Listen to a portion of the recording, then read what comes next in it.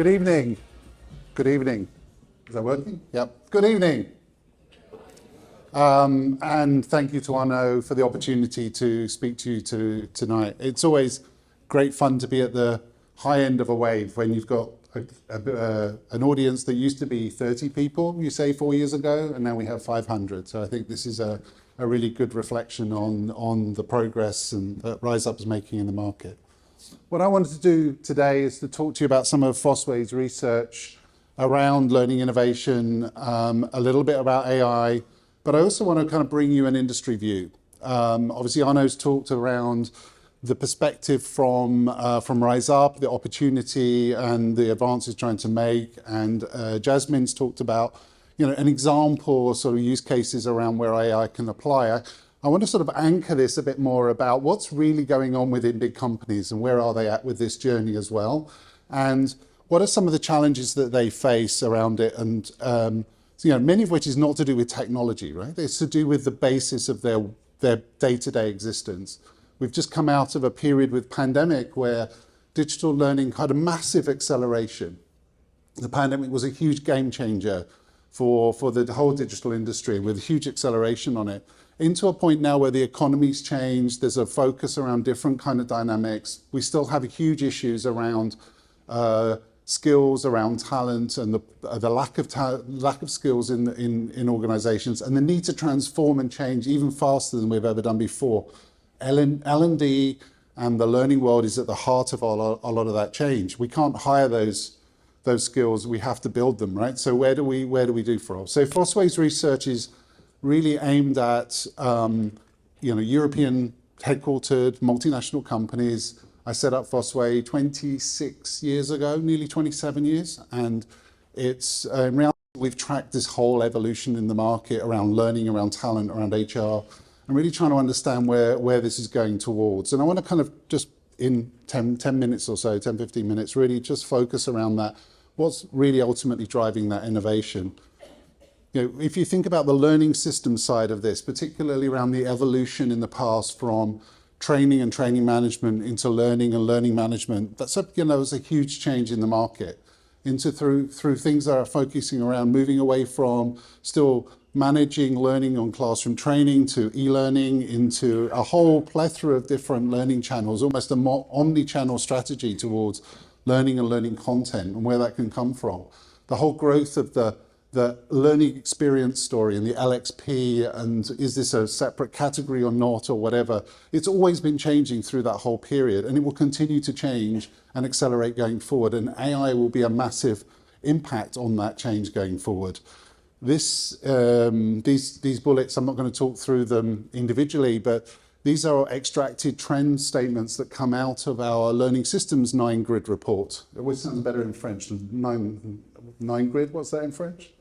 Sounds a little bit more sexy than in English anyway. So, but things like skills. Skills is the rocket fuel for organizations, and it's an area they're really struggling with. It's also a big strategic opportunity for learning to change it, but actually skills is not necessarily being controlled by learning. HR has taken a much bigger role around looking at the skills agenda. We discovered in the pandemic that the most critical talent wasn't the chief exec or the head of anything. It was actually the person driving the bus, the person putting food on the shelf, the person who was serving you when you went through. Suddenly we had a different view around critical talent, frontline workers, and the ability to really serve those well in an efficient, fast way became really critical. And then as I talked about, things like personalization and mobile learning and learning experiences became household kind of expressions within the L&D industry. The data I'm going to talk through, I've got some charts, and by the way, don't worry about the charts if you can't read them fast enough, because the slides will be available from RiseUp afterwards if you want them. I'm going to talk about some data from our 2023 digital learning research, which we run in conjunction with Learning Technologies, both in terms of their UK, their French event, and also in Germany. And we've been running this for about 10 years with them, trying to really understand what's going on in the industry. We've just announced some of this, and there are a series of infographics which you can find on our website if you're interested in following further. As I said, the pandemic was a massive game changer. It was a big accelerator of the whole kind of push into digital. If you didn't do it online, you didn't do it. in the pandemic world. So the question is, what's happened beyond that? The reality is, obviously, in the economy, we all turn on the news and we hear stories about inflation and recession, and what's the European Bank going to do next, etc., and things like this. When you talk about that in budget terms, now we're in a situation where as many organisations pretty much that talk about increasing budget are having decreasing pressure on their L&D spend. We're also looking at, if you look at the second chart on the right, the impact of that investment on digital, particularly, as I said, it was almost this kind of massive open growth period for it during pandemic. Now there's actually real pressure around where those budgets are being spent. But I said at the beginning, there's more pressure now on L&D than ever before. It's got to do more for less. We've got to think about how we do this differently. So it's a really critical opportunity for you in terms of thinking about, for your organizations, for your people, for your strategy, what do you do next in order to really up the game whilst probably being a lot more optimal about the way that that can be done. The other big challenge is we've spent lots of money on this stuff in the past. As I said, I've been tracking this for 25 years. But if you ask the question is, are your learning systems fit for the modern workforce? The workforce today, the answer is 50% say no. They don't say maybe, they say no.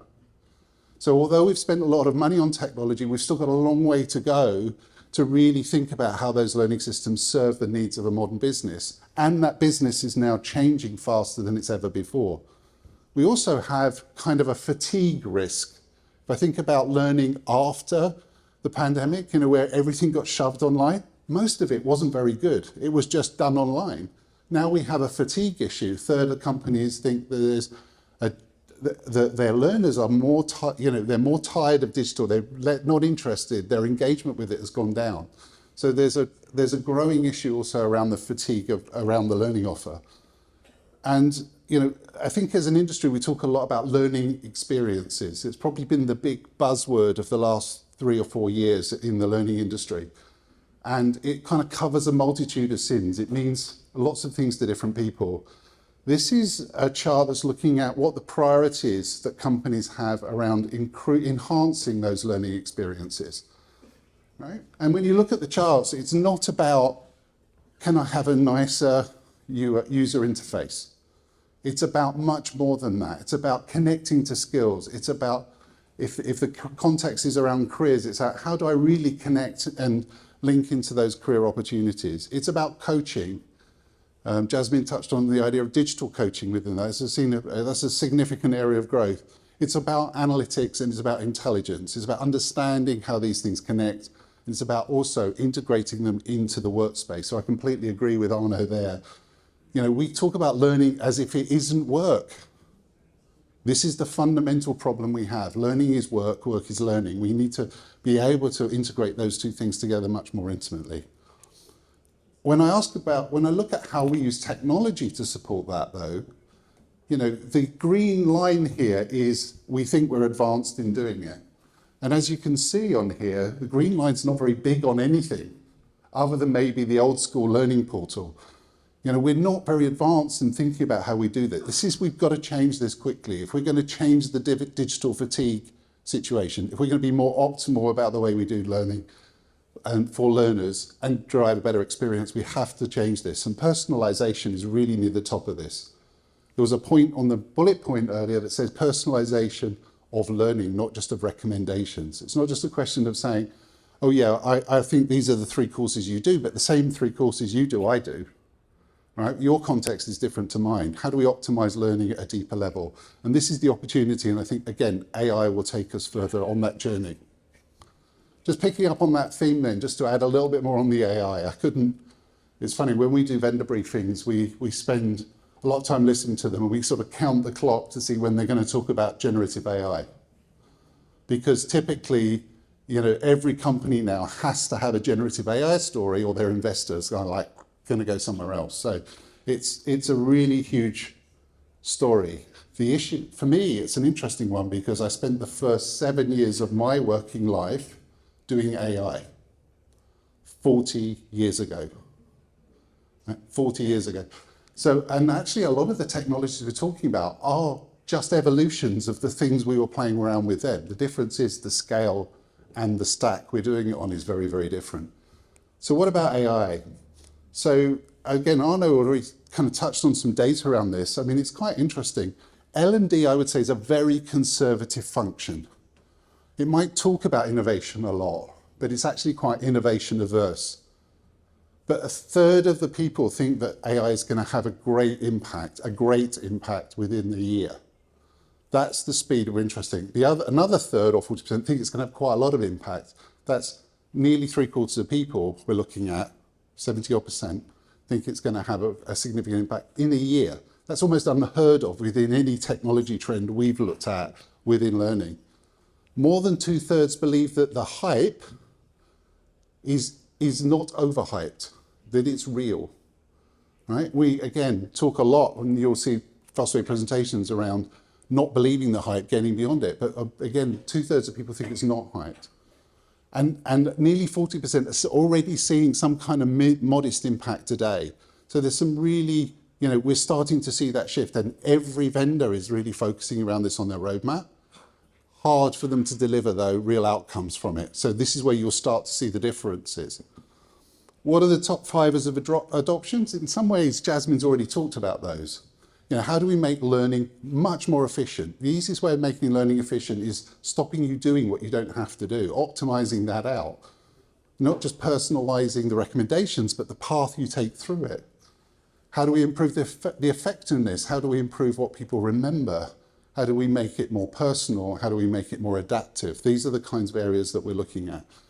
But there are lots of challenges as well. There are challenges around investment. There's challenges around accuracy. There are significant concerns in organizations around what do they have to disclose in terms of their intellectual property in order to be able to train the AI to actually serve on the most important content they have, which is their unique content. It isn't Microsoft Excel training or soft skills stuff, things like this. It's the stuff that's the lifeblood of the business. There are concerns around that. But ultimately, all of these will be overtaken by the need to move faster. At the end of the day, this is where we'll need to go. We're already starting to see solutions around things like adaptive compliance. Rather than doing the same boring compliance learning, we can optimize that learning using AI to support it. We're seeing adoption of AI around content generation, acceleration of content generation, and subject matter experts and etc. Jasmine talked about testing and quizzing and things like this, the ability to test knowledge and to do things like this. So a lot of those drivers of experience, I think, can be significantly accelerated by AI and the technology around it.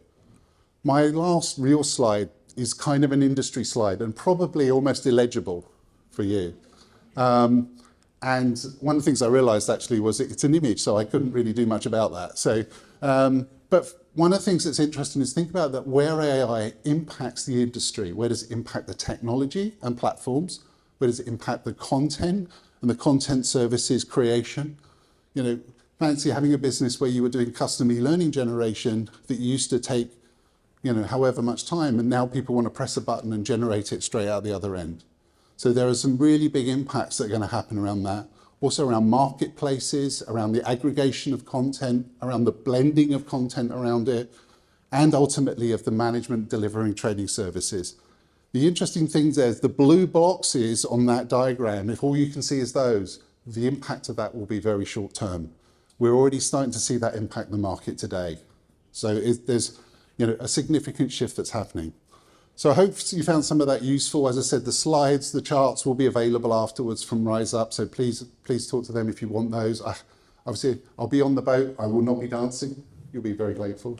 And I'm very, very happy to talk to you there. Also, if you are a corporate organization, we have a specific, some of the content I just talked about comes from our AI roundtables and things. So we do run corporate roundtables if you're interested in looking at those. Thank you very much, and I look forward to your questions.